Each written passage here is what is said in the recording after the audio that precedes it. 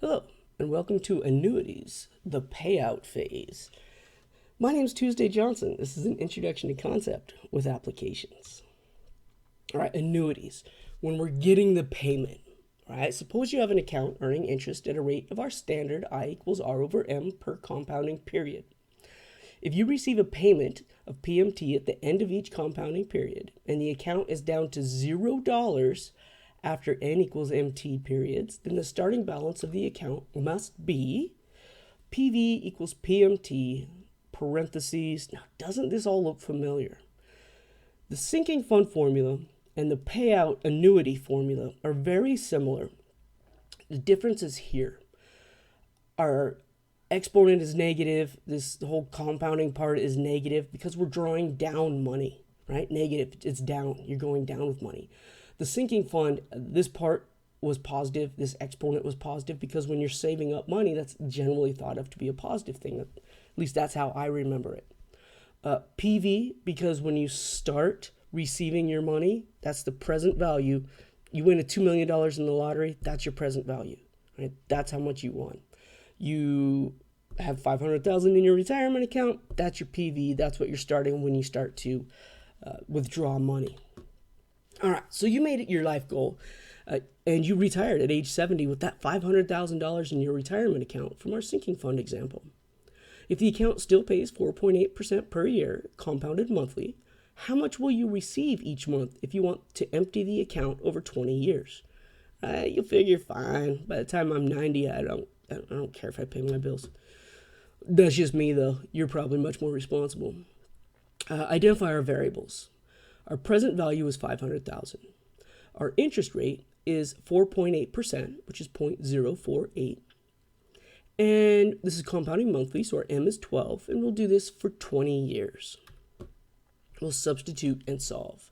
So we have 500,000 equals PMT, and then I didn't put the big parentheses here like I usually do, but same idea, right? When we multiply by the reciprocal, what was in the denominator becomes in the numerator on the other side.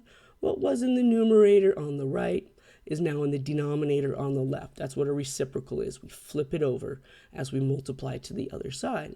Now, entering this in your calculator should be fine. Let's see if I could grab a pen real quick. But you will want to put in this set of parentheses when you enter it in your calculator. Don't forget those ones. I didn't type them in. Sometimes I get lazy in notation, and you'll find that perhaps other instructors do sometimes as well.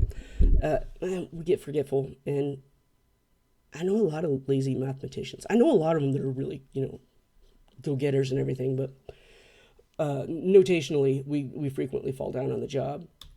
But basically, we're going to receive $3,244.79 each month.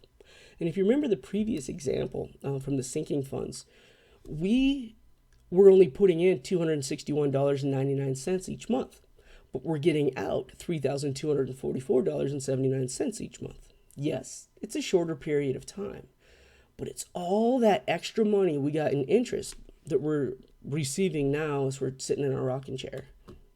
Rocking chairs. Let's look at a home mortgage. Jeb and Maria are considering buying a home for their growing family. They've been working with a budget for a while and have decided that they can afford a house payment of $1,200 each month. Their bank has pre-approved them for a 30-year loan at 5% per year compounded monthly. So what price of house should they look for? Let's identify our variables. Our payment is $1,200. Our time is 30 years. Our interest rate is 0.05, and monthly means my M is 12. Monthly, there are 12 months in a year.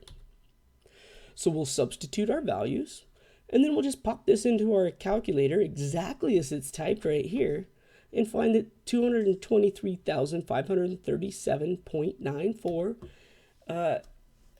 I should say that correctly, $223,537.94 is approximately the cost of the house they can afford. This is not true. I have theoretically down here because you also have to take into account taxes and insurance and things like that. So if that's the most they can afford, I'd be looking for something about $180,000 instead. Just my opinion. I'm not a financial advisor. I'm just safe with my money when I can be. That's it for Annuities That Pay. Thank you for watching. Subscribe, why not?